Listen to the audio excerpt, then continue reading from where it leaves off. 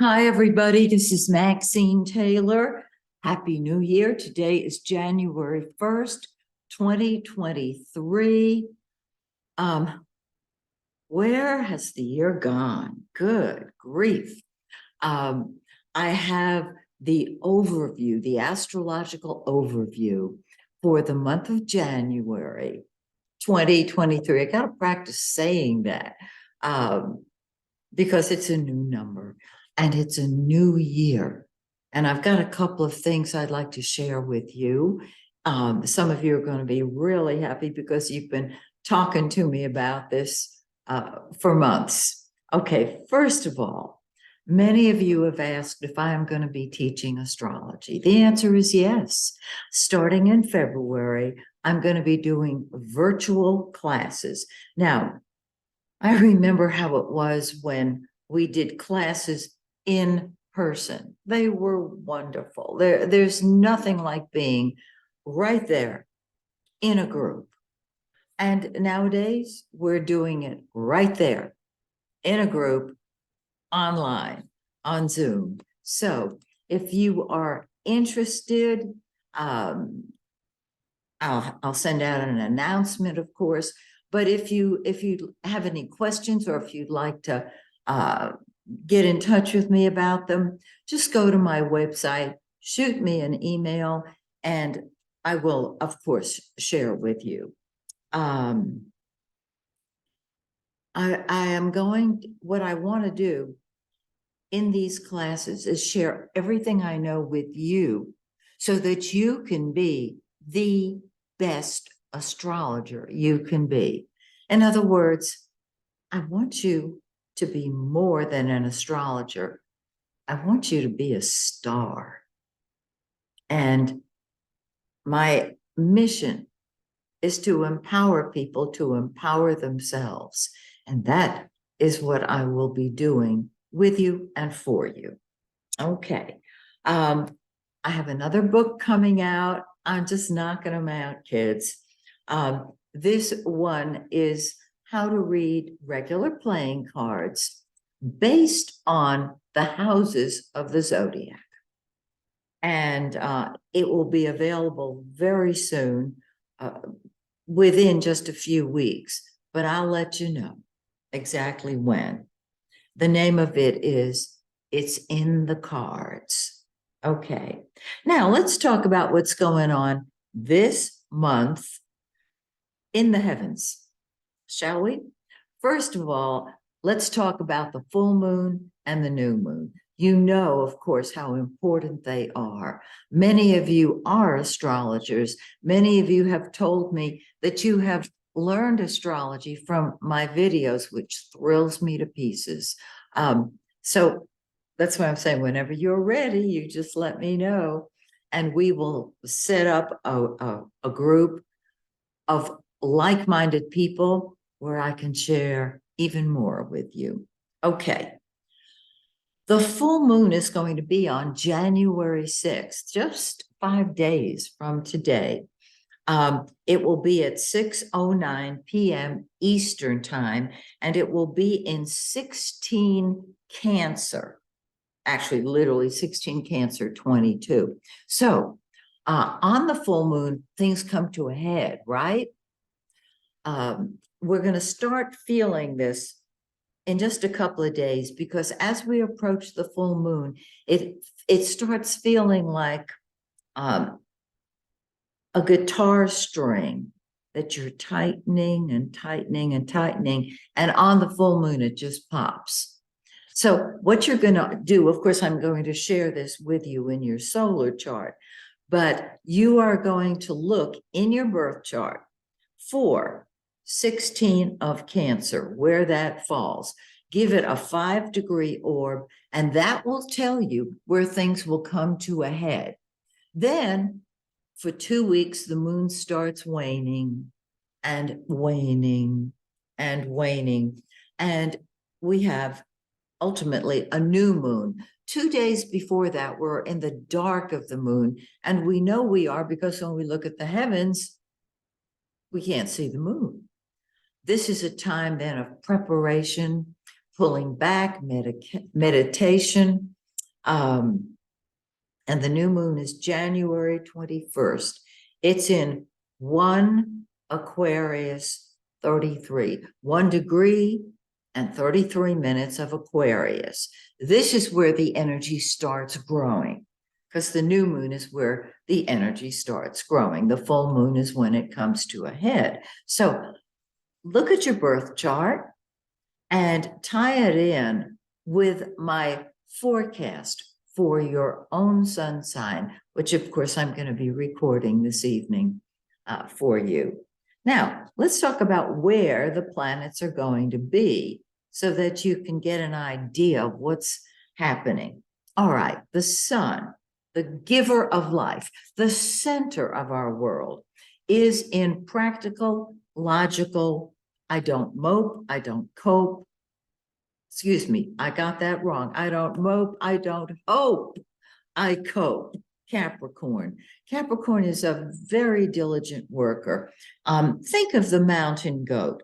It starts climbing the mountain at the bottom of the mountain and ultimately reaches the top.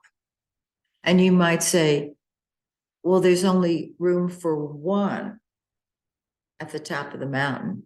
And Capricorn says, yes, but the view is magnificent for those of us who are able to appreciate it.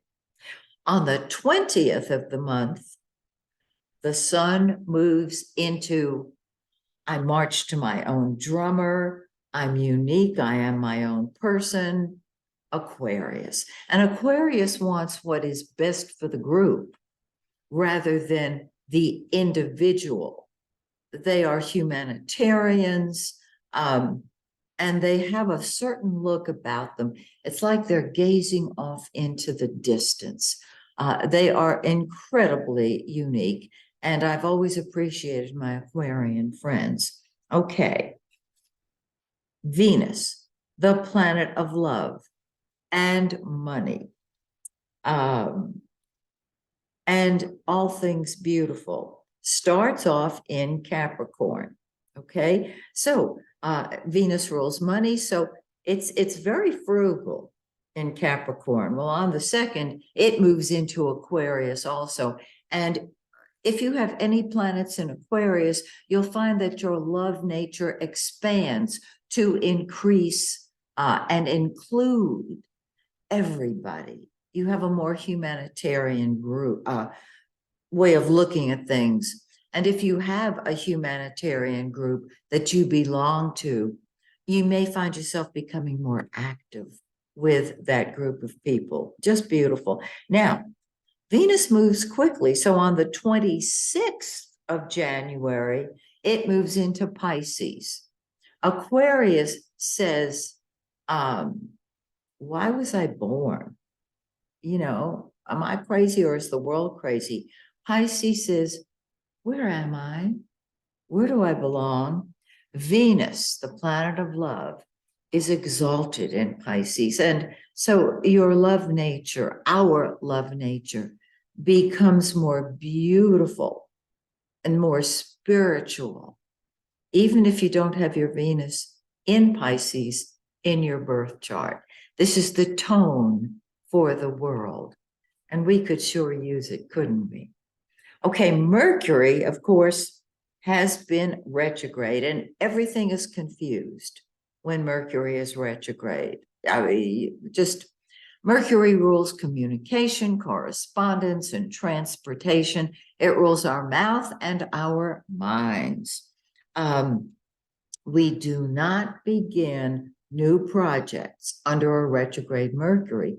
What we do is tie up the loose ends of unfinished progress and projects.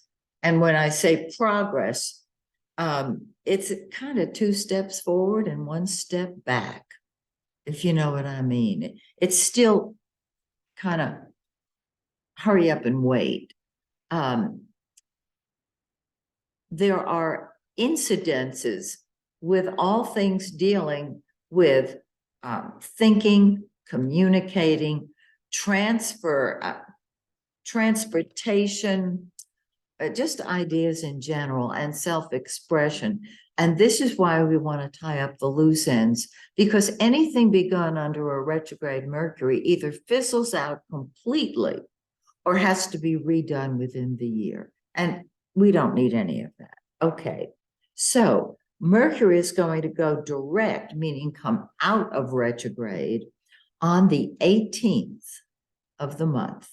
Now, for those of you who have been following me, you know that I talk about the shadow of the retrograde. We have a shadow before it goes retrograde and a shadow after it comes out of retrograde. Another way of saying that is when it goes direct. During the shadow, while we can start new projects, the whole world still feels like Mercury is retrograde. So it can be a little tricky.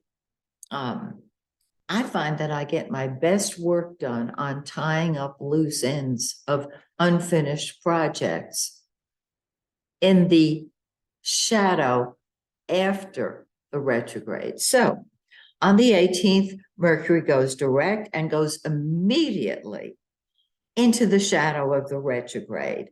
It will stay there until February 7th. Okay, so heads up on that. Mars. Mars is the planet of action and energy. It's war, it's passion, it's sex, it's what we fight with and fight for. It's what comes first to us. It has been retrograde, and it doesn't feel like Mercury when Mercury goes retrograde. Mercury goes retrograde and everything's confused. Mars goes retrograde and everything flatlines. Nothing happens. And so we have been in a tag team of Mercury, flustered, moving around, not knowing what to do. I mean, all kind of confusion. And Mars, which we can see this in commerce and industry more than anything else. It's just not going forward until it goes direct. And it will go direct on the 12th of January, but it's going to stay in the shadow for a while. And I'll go through that with you monthly, because we're going to be in the shadow of the retrograde Mars until March 15th. It's a long time. So it's going to feel like Mars is retrograde. It's not, but it will feel that way. However, I have noticed myself that when Mars goes direct, I feel that. And some of you, I know you feel it. If you're sensitive, if you're an empath, if you're psychic, if you're any type of healer, if you're a star child, a walk-in, you will feel the motion of the planets. In other words, there's nothing wrong with you. You're not crazy. You're in tune. Okay. So Mars is in 8 degrees of Gemini, which interestingly enough sits on the ascendant of the United States chart. It also sits on the Uranus in the United States chart. And I will be doing a forecast on the United States chart probably tomorrow. You know, I'm running a few days behind because of New Year's and catching up with the charts that I've had to do, that people have ordered. So just bear with me, okay? I'll get it out there just in just a little bit, okay? I'm dancing as fast as I can.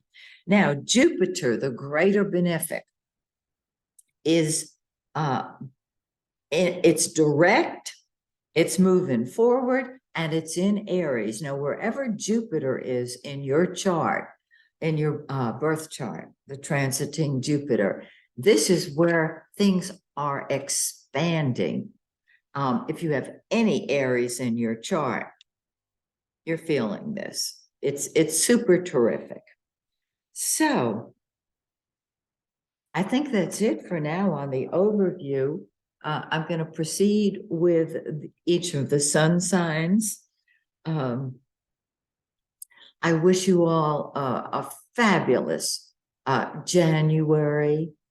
And until we talk again, may the stars shine brightly on you and yours. Bye for now.